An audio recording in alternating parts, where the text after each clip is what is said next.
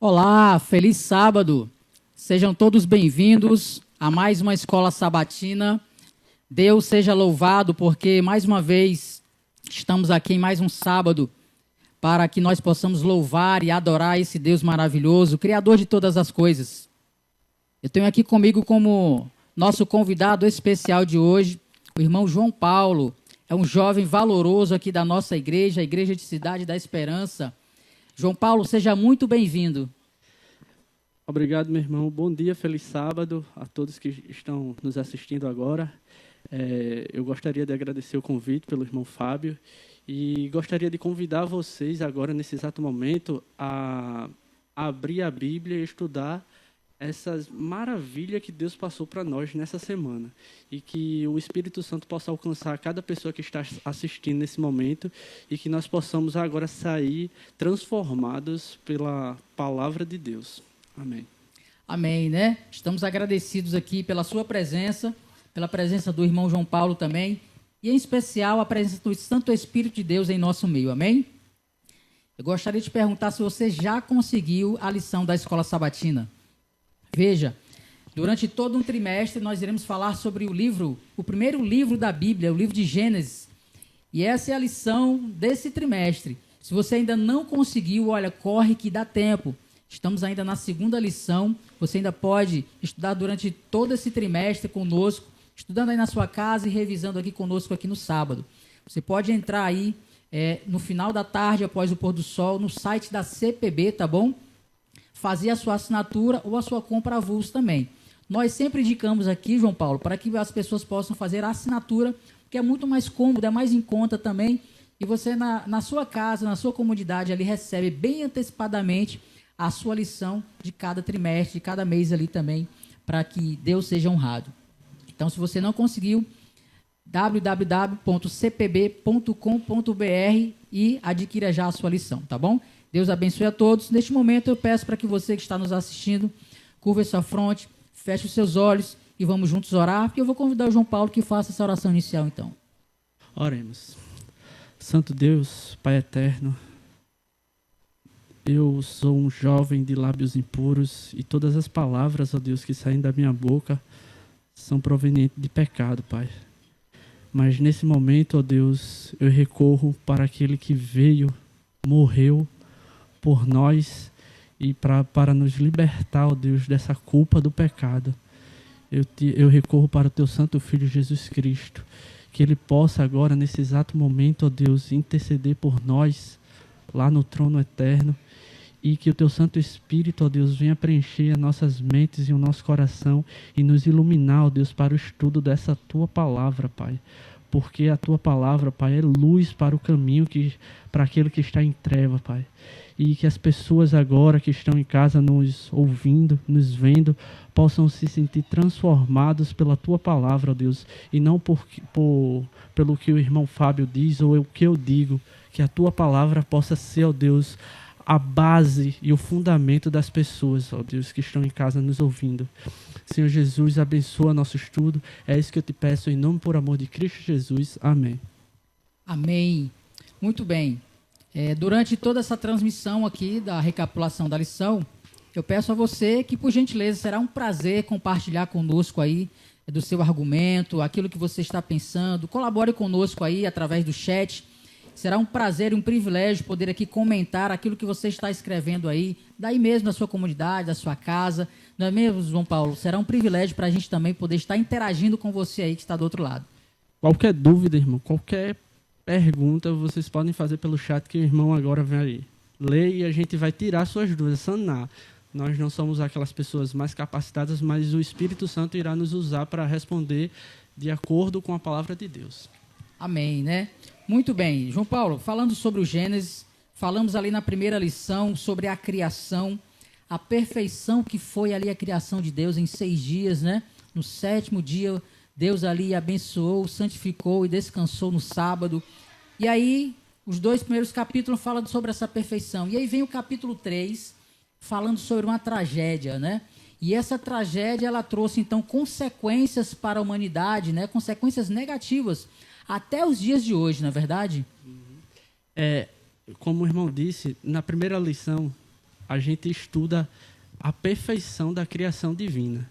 Imagina aí você está decorrendo sobre o capítulo 1 e 2 e vendo a maravilha que Deus criou no primeiro dia, no segundo, e tudo que ele foi fazendo foi pensando no ser humano, foi pensando em Adão, para proporcionar a Adão uma vida em abundância, uma vida perfeita. A partir do capítulo 3, a gente começa a compreender a estratégia de um ser maligno que veio para nos destruir. Então, ele elabora todo um roteiro e todo um plano. A gente lê o capítulo 2, o capítulo 3 e vê em sequência, né? Mas só que aquele momento do momento da criação para o momento da queda, houve muitos e muitos anos. Satanás ele teve muito tempo para montar uma estratégia para destruir a humanidade e fazer com que o nosso Deus sofresse, porque o sofrimento de Adão e Eva não era só deles, era um sofrimento de Deus. E Satanás se alegra no sofrimento de Deus. E a gente vai ver agora nessa queda o quão terrível foi para a humanidade e inclusive para Deus também. E a gente vai ver a estratégia do nosso inimigo.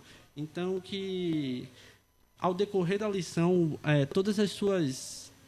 todos os seus questionamentos possam ser sanados, porque o mundo hoje, a nossa sociedade, ela tenta querer impor que esse livro do Gênesis seja retirado. E quando você vai expor os fatos e a razão sobre esse livro ter sido escrito, você muitas vezes pode ser chamado de fundamentalista e muitas outras coisas. Mas esse livro, essencialmente, ele é uma base do cristianismo, porque ele coloca o ser humano aonde ele deve estar.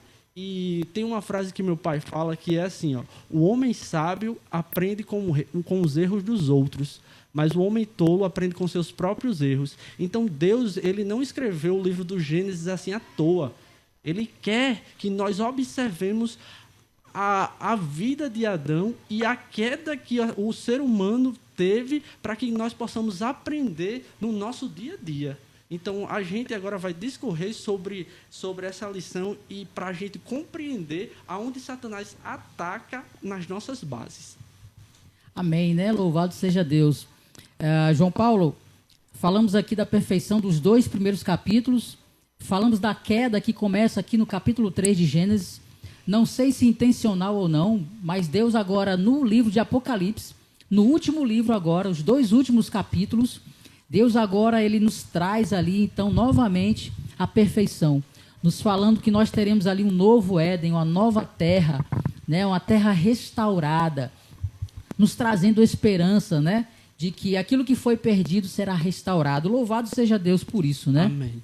Amém. Bom, dando continuidade aqui a essa belíssima introdução, né, que você fez, nos tirando algumas dúvidas já desde o início, falando aqui sobre o capítulo 3, nós percebemos que aqui o capítulo 3, falando da queda do homem, essa queda, ela veio por meio de um ser, né? Um animal ali que foi usado, a serpente, para que pudesse enganar Adão e Eva ali.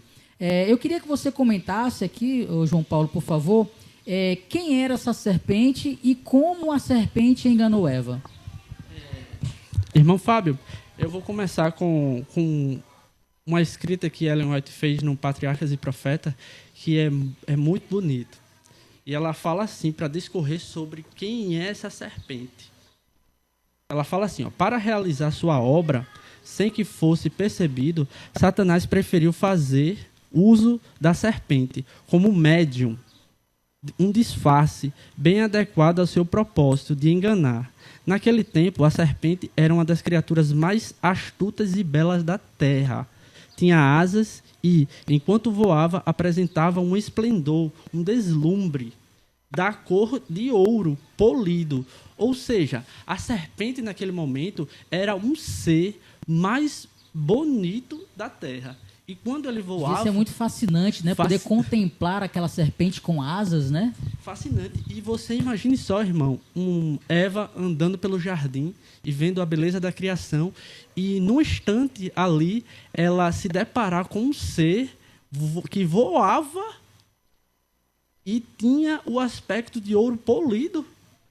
Eu acho que foi uma coisa extraordinária para ela. E naquele momento, no vislumbre dela, ela começou a dar atenção àquele ser. E quando aquele ser falou, ele só queria que Eva dialogasse com ele. O erro começa aí, meus irmãos. Quando o inimigo vem, ele não vem de forma que você enxergue. Ele vem da forma mais prazerosa e bela. Ali era o animal mais belo da criação. Então, quando a serpente veio voando e Eva avistou aquilo, ela deu a oportunidade para que Satanás, ali representado pela serpente, não era uma serpente abstrata, uma coisa que não existia, que aconteceu na mente de Eva. Era um ser físico e real. Mais tarde a gente vai ver o que Deus fala para a serpente. O que ele proporciona depois à serpente, retirando toda aquela beleza que ela tinha. Ali foi uma consequência que a serpente, o que a serpente foi usada por Satanás. Então Deus ele proporcionou uma consequência do que ele fez. Então essa serpente foi usada por Satanás, e a partir desse momento, quando eu falei médium, a gente vê uma introdução de uma filosofia e de uma doutrina, de uma religião que Satanás vai usar muito nos nossos dias. Quando você vai para algum centro e uma pessoa ali, ela começa a falar através de um ente querido seu que morreu ou não está mais entre nós, naquele momento Satanás está usando aquela pessoa como um médium. Então essa filosofia e essa doutrina da imortalidade da alma começou a ser introduzida por Satanás naquele momento. Ele usou aquela serpente, assim como ele usa muitas pessoas no dia de hoje para falar com você que tem dúvida onde seu familiar está. Se você tem essa dúvida e você vai procurar nesses centros, meu irmão, eu acredito que você está indo para um encanto que Satanás coloca. É muito bonito, sério mesmo, é muito bonito. Ele vai fazer uma coisa extraordinária, uma coisa mágica. E naquele momento foi mágico para Eva, porque ele queria fazer com que ela abandonasse o princípio que Deus tinha colocado para ela e para Adão. E o princípio naquele momento era que eles fossem um ser perfeito e multiplicasse a terra, e nós hoje seríamos também esses seres perfeitos. Mas Satanás quebrou. É interessante, João Paulo, você que está nos assistindo, que a Bíblia não deixa sombra de dúvida que a serpente ali, ela foi usada por Satanás. A gente vê aqui no livro de Coríntios, por exemplo, 2 Coríntios, capítulo 11, verso 3, Apocalipse 12, de 7 a 9, onde a Bíblia aqui nos fala que, literalmente, que a serpente chamada Diabo e Satanás, né? Então, a gente não deixa dúvida sobre isso, que existe um ser real, literal, que é o inimigo de Deus e é nosso inimigo também. Ou seja, quando a Bíblia fala do diabo, de Satanás ali, ela não fala de um princípio ali abstrato ou de um lado tenebroso da humanidade. Fala realmente de um ser que existe, né? Real. Realmente Satanás é um ser real e ele usa muitas estratégias, e a principal dela é usar coisas que você nem imagina. Às vezes você vê uma pessoa bonita ali falando com você, tentando expor os princípios dela e filosofias. Pode ser qualquer pessoa. Quando Jesus estava ali com Pedro, e era um discípulo dele, e Pedro acabara de falar que Jesus era o Filho de Deus, o Cordeiro que veio morrer, logo após, o próprio Pedro é usado pelo inimigo, por Satanás. Então, quando você dá brechas para ele, Satanás usa você, e usa para fazer você tirar aquela pessoa do devido caminho que ela seguirá. Então, hoje nós temos que orar para que nós possamos ser instrumentos de Deus, do Espírito Santo, e não de Satanás, porque a batalha é constante. É importante também lembrarmos que Satanás ali, né, usou a serpente para enganar dois seres ali que eram perfeitos no Éden. Quanto mais nós que somos vulneráveis. Então, nós precisamos entender também que nós somos vulneráveis às artimanhas, aos artifícios usados por Satanás, e nós necessitamos de Deus para nos ajudar a vencer essa questão do pecado também, que Satanás tem nos tentado a todo momento, né? Verdade. Quando o pastor Jassanão veio para cá e ele estava passando uma lição para a gente, ele citou uma frase que, essa frase mais nunca saiu do meu coração. Ele disse assim, roubar, matar, mentir, agredir, todos esses pecados são frutos do pecado. Mas o pecado primordial é você acordar e não buscar a Deus. Naquele momento, quando Deus instituiu o casamento antes da queda do homem e Eva começou a caminhar pelos seus próprios passos, o Espírito de Profecia diz que Eva sentiu. Ela sentiu que estava distante do marido dela. Ela sentiu que ela tinha quebrado aquele vínculo que ela tinha. E naquela união ali significava a união de Deus, que Deus tinha feito. Eles dois eram um ser perfeito. Então Satanás, a serpente naquele momento, ela avistou uma oportunidade de entrar e fazer a destruição na vida daquele matrimônio, daqueles dois seres. Então, hoje, o seu pecado não consiste em falar da vida dos irmãos, não entregar o dízimo, roubar, matar. Isso daí são só frutos do pecado. O verdadeiro pecado consiste em quando você acorda pela manhã e começa a fazer as coisas sem Deus, sem buscar a Deus, sem estudar a lição. O estudo da lição é uma coisa que você tinha ali, só você e Deus. Você está aprendendo as palavras de Deus. Então, consiste nisso, sabe? Você não buscar a Deus em primeiro lugar. E busque a Deus, estude a lição, adquira a lição que o irmão falou aqui. Essa lição é muito importante demais para as nossas vidas, que estudando a palavra de Deus, a gente vai ver o real significado e o caráter de Deus. E quando a gente começa a enxergar o caráter de Deus, a gente vê que o amor dele é maior do que todas as coisas que nós possamos adquirir ou sentir aqui nessa terra. Amém. Muito bem. Nós falamos aqui desse início, né, do diálogo ali de Eva e a serpente. E aí, nessa conversa, a gente percebe que Satanás, usando ali a serpente, ela contradiz completamente a ordem de Deus, né? A gente percebe aqui, por exemplo, você que está aí com a sua Bíblia, né? Abra aí no capítulo 2 do livro de Gênesis, verso 16. Olha a ordem que Deus dá a Eva e a Adão. Diz o seguinte, verso 16 do capítulo 2. E o Senhor Deus lhe deu esta ordem: de toda a árvore do jardim comerás livremente. Mas aí quando a gente vai aqui para o capítulo 3, na conversa, nesse diálogo ali entre Eva e a serpente, né? Que se chama Satanás, aqui no verbo, aqui no capítulo 1 ali, ele diz o seguinte, olha... E é assim que Deus disse, não comerás de toda a árvore do jardim, ou seja, Deus aqui no início, ele tinha dado uma ordem ampla. Comerás de toda a árvore do jardim, mas dessa não, mas ele deu uma ordem ampla. E aí, Satanás agora aqui querendo introduzir uma meia-verdade, porque ele pega, né, a verdade de Deus, olha, coma de toda a árvore, mas ele coloca agora o não. Deus disse isso, não comerás de toda a árvore. E aí ele começa a querer confundir Eva nesse diálogo, não é verdade?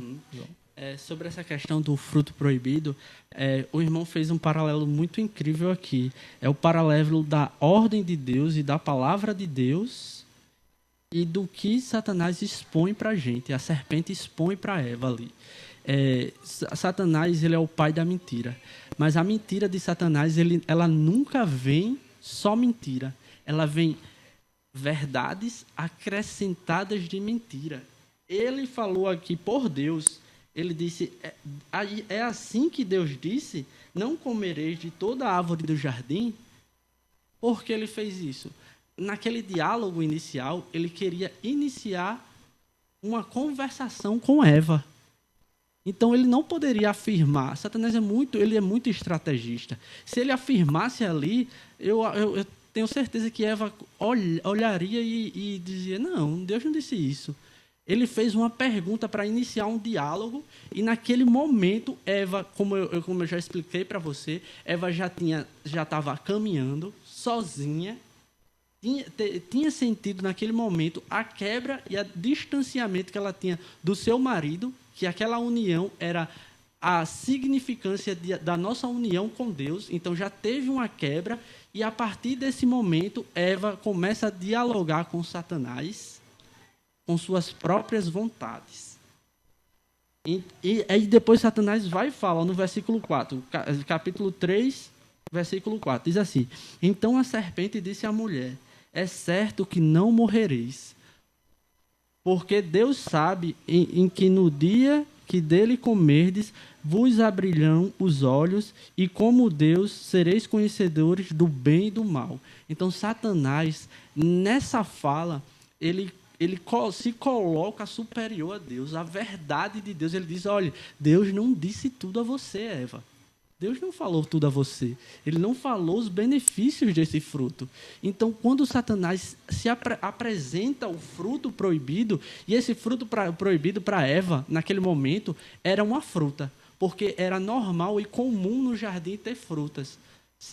Para o nosso dia a dia, hoje, entrando no paralelo do hoje, pode ser qualquer outra coisa. Pode ser um relacionamento, pode ser um objeto, um carro, algo material. E Satanás vai apresentando os benefícios disso. Ele fala: olha, se você faltar o sábado na igreja e começar a trabalhar, você vai ser muito mais rico, você vai conseguir mais dinheiro. Olha esse trabalho, como é bom para você. Você vai deixar esse trabalho de lado por causa de que Deus está mandando.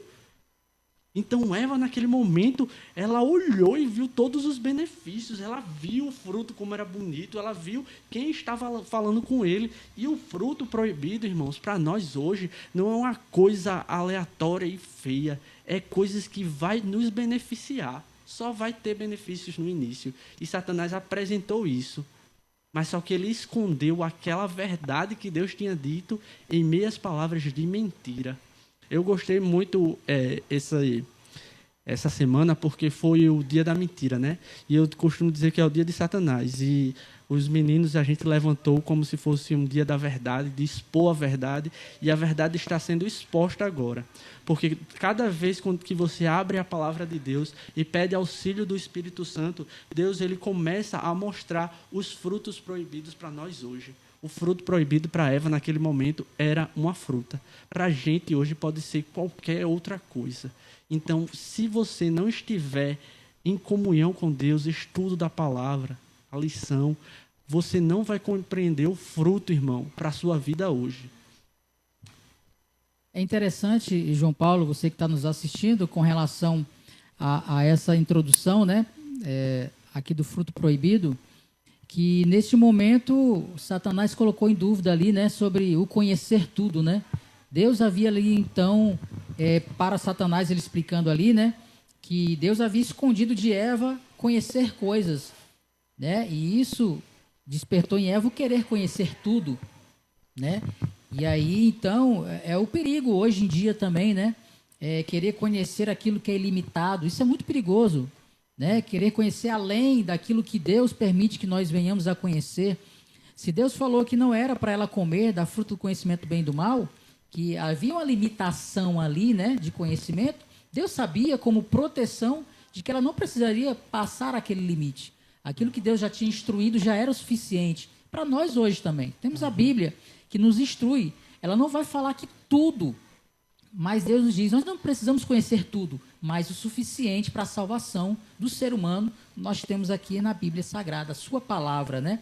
E aí, hoje em dia, também, trazendo para os dias de hoje, as pessoas são tão ligadas no ilimitado, que vem tudo que é de rede social, de coisas virtuais, e aí não tem uma limitação e chegam a haver muita cultura inútil, né, querendo a busca desse conhecimento de ver tudo. Isso também é um perigo para nós hoje. É um perigo. E a dica é, né, nós não precisamos saber de tudo, mas o suficiente para a nossa salvação. Verdade. E os dois argumentos que Satanás usa para Eva, para convencimento de Eva, ele fala assim, que Eva não iria morrer, imortalidade, e Eva seria semelhante a Deus. Todos esses dois argumentos convenceram Eva. Como o irmão falou, hoje Satanás quer nos proporcionar uma ilimitada gama de conhecimento. E às vezes a gente quer aquilo tanto que a gente esquece Deus. E essa imortalidade da alma é uma filosofia que Satanás introduziu aqui no Jardim do Éden e que vem crescendo nos dias de hoje, inclusive adentrando em nossas denominações, para que a gente perca o que Deus diz. E se a gente for observar o que diz lá em Eclesiastes, o que Deus fala de morte que ia morrer, Deus fala assim, em Eclesiastes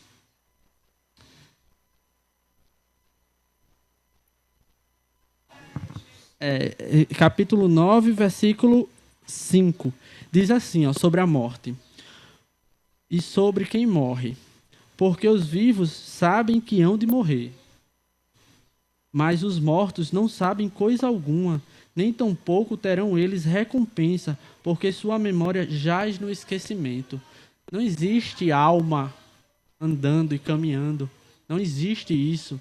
Quando você morre, seu corpo vai para a terra e seu fôlego de vida retorna a Deus. É isso que diz a palavra. Mas essa filosofia, essa doutrina da imortalidade da alma, Satanás ele quer ampliar porque ele quer nos enganar.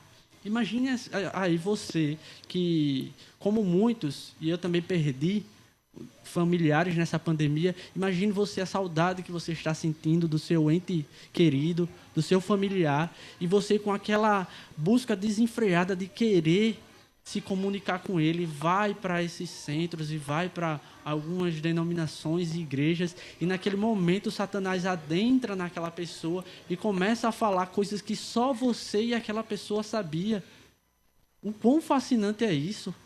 Mas ele usa, irmão, essas estratégias para nos tirar do caminho. E para você vai ser o melhor lugar do mundo, porque realmente era gostoso conversar com aquele seu ente querido, com aquele seu familiar.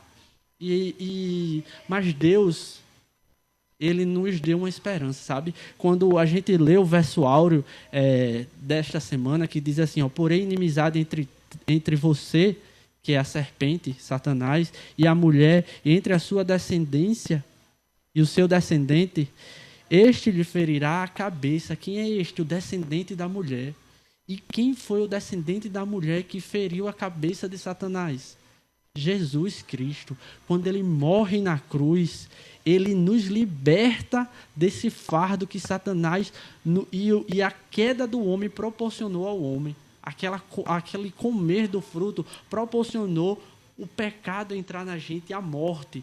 Mas agora, com a morte de Jesus Cristo na cruz, ele nos proporciona vida e vida em abundância. Hoje você pode morrer, mas você morre com a esperança da vida eterna, que Jesus virá novamente e vai fazer nova todas as coisas. E aquele seu parente que morreu, você vai poder ver ele novamente. Ele estiver morrido em Cristo. E o melhor, né? Pela eternidade. Pela eternidade. Não vai ser só por uma pessoa estar falando com você. Você vai ver ele realmente, fisicamente. Então, essa esperança que a morte de Jesus Cristo na cruz e ressurreição nos deu. Amém, né? Que bom. Louvado seja Deus por essas verdades que Deus nos apresenta, né?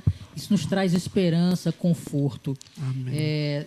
Nós vimos aqui também, João Paulo, que logo depois dessa tentação e Adão e Eva terem caído em pecado, ter comido do fruto, nos diz aqui então a Bíblia que depois que Adão e Eva pecaram, eles se sentiram nus porque tinham perdido suas vestes de glória. Eu queria que você explicasse um pouquinho para nós o que isso significa.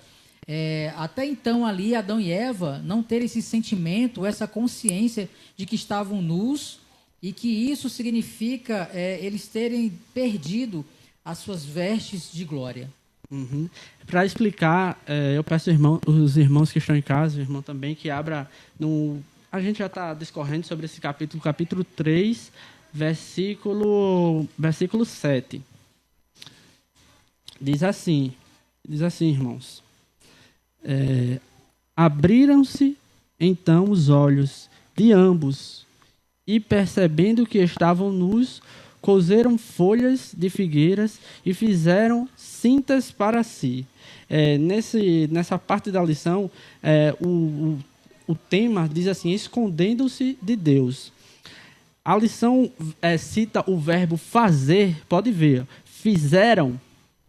Esse verbo fazer nunca tinha sido usado por ser humano, só tinha sido usado por Deus na criação. Deus fez no primeiro dia, Deus viu que era bom a luz, porque Ele fez. Deus viu que era bom a relva, porque Ele fez. Nesse momento, nesse versículo, cita o homem e a mulher fazendo vestimentas. Então aqui começa a ser elaborado o plano da salvação pelas obras.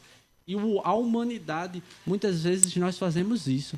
Nós queremos ser salvos pelas nossas próprias obras. Nós viemos à igreja, entregamos o dízimo, fazemos várias beneficências, achando que isso vai nos proporcionar a Deus salvação.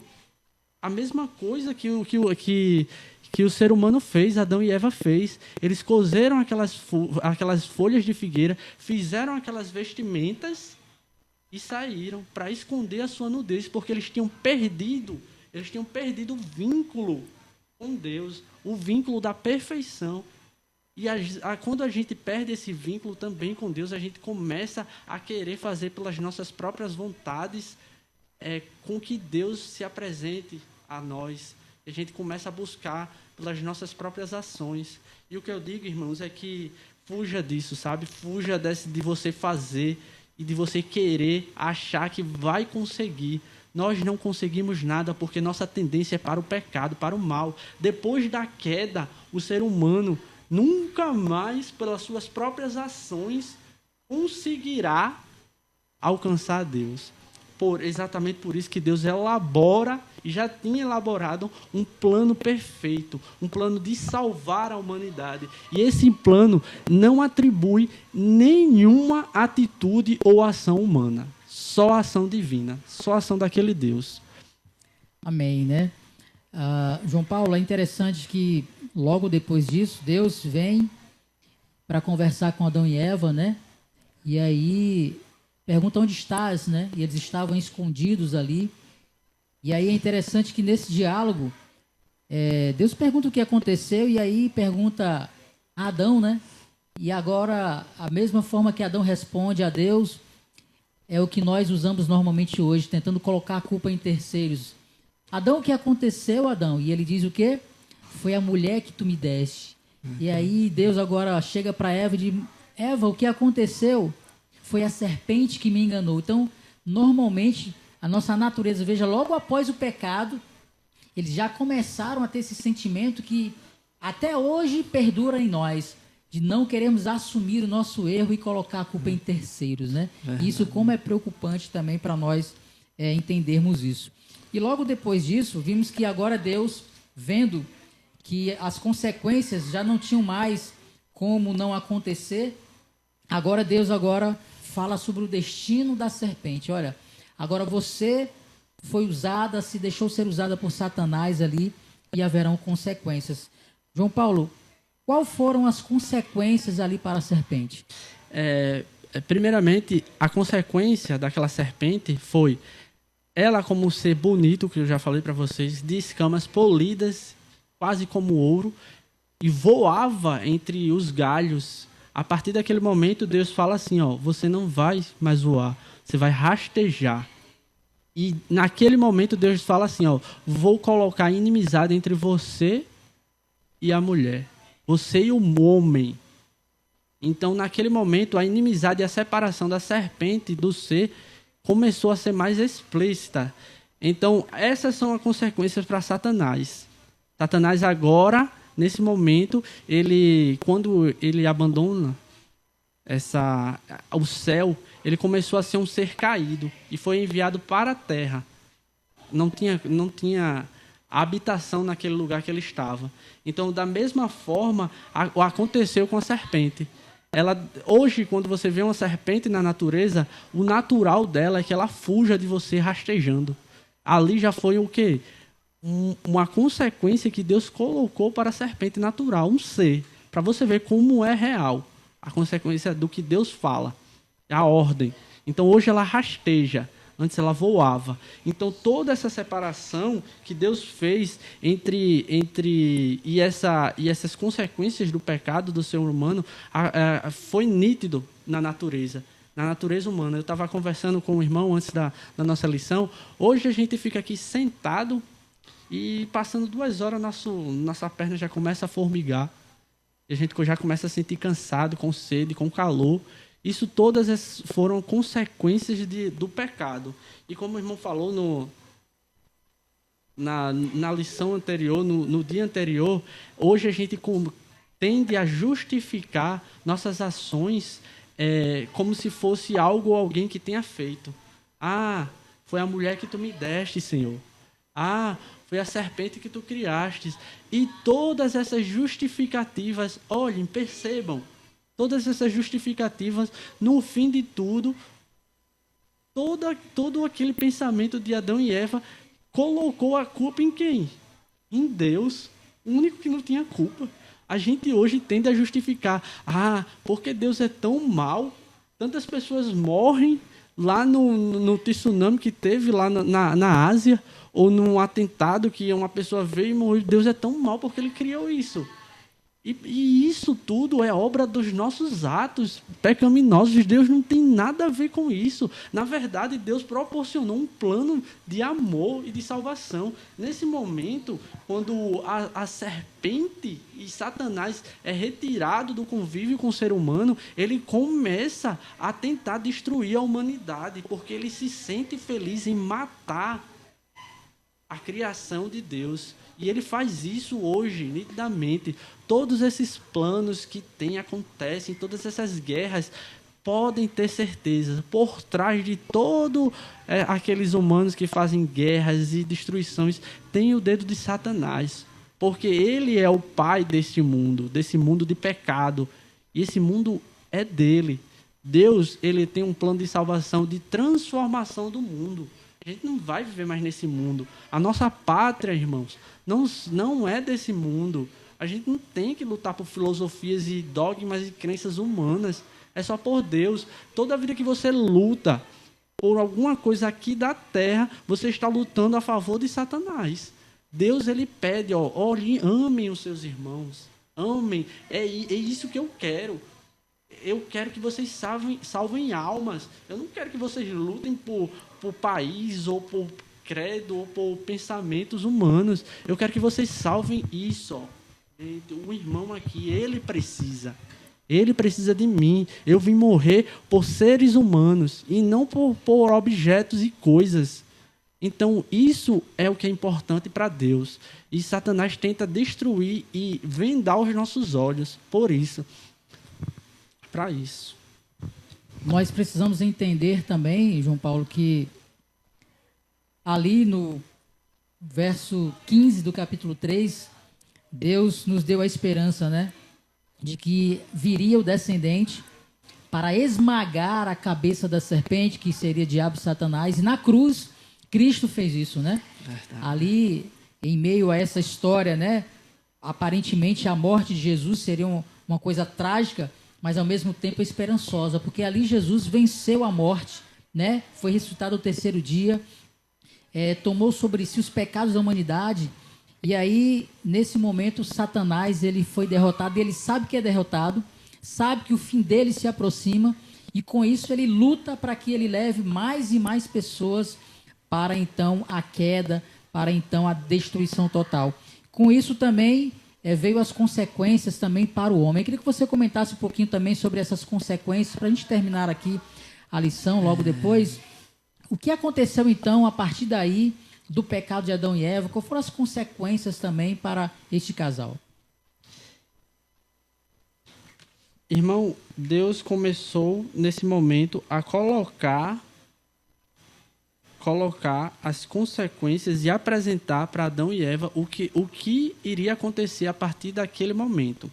Ele vai falar no versículo 16, 3,16, diz assim, e a mulher disse, Deus estava dizendo para a mulher, multiplicarei sobremodo o sofrimento da tua gravidez, ou seja, as dores de parto, em meio às dores dará a luz a filhos, e teu desejo será para o teu marido, e ele te governará. E Adão disse, Deus dizendo para Adão, visto que atendeste à voz da tua mulher e comestes da árvore que eu te ordenei não comestes, maldita é a terra por tua causa. Em fadigas obterás dela o sustento durante os dias da tua vida. Ou seja, essas duas consequências do pecado que eles tinham feito após comer o fruto, a mulher hoje em dia tem a luz do parto e tem dores. Antes ela não tinha, quando ela era um ser perfeito. Adão começou a trabalhar, ele não cansava. Ele era um ser perfeito, ele colhia e cuidava do jardim plenamente, sem nenhum cansaço. E a partir agora do pecado, ele agora iria cansar, iria suar, iria sentir calor, iria ver aquela flor e aquelas árvores que ele cuidava tão amorosamente envelhecer e murchar. O Espírito de Profecia diz que Adão chorou amargamente, irmão, quando ele viu uma folha cair do pé de árvore e murchar e cair. Ele chorou como se fosse o próprio filho dele morrendo. Então diga aí, uma pessoa que viveu 900 e alguns anos aqui na terra só sofrendo por isso. Deus é tão amorável com a gente, é tão amor, que ele deu uma esperança, sabe, para Adão. E aquela esperança era que do fruto dele, dos filhos dele, iria nascer um Salvador. Iria nascer uma pessoa que iria restaurar o Éden como ele era antes do pecado. Então, essa esperança, Deus sempre colocou e deu para a humanidade. Sempre apresentou. Hoje ele nos apresenta isso. Se nossa vida está difícil, está complicada, há uma esperança. E a esperança é a volta de Jesus. E nós aguardamos atentamente por isso. Amém, irmão? Amém. Louvado seja Deus. É interessante nas consequências aqui para a humanidade, né? Logo após Adão e Eva terem comido do fruto, a verdade era que eles deveriam ter morrido ali instantaneamente. Mas aí a gente vê a graça, a misericórdia de Deus. E Deus já havia ali o planejado, né, o plano da salvação para o ser humano e age de graça. E aí eles não morreram ali instantaneamente.